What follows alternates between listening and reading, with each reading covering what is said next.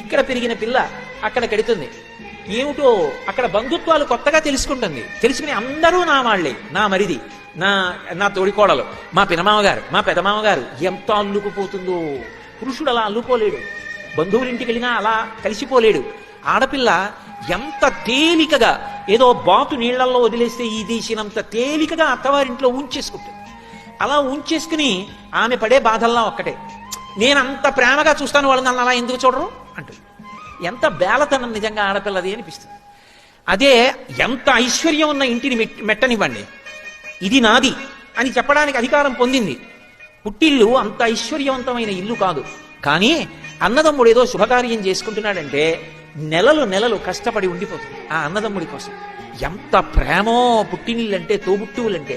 ఆ తోడబుట్టినవాడు శుభకార్యం చేసుకుంటే పీటల మీద కూర్చునుండగా మంగళహారతి ఇవ్వడానికి మురిసిపోతుంది నా హత్తని.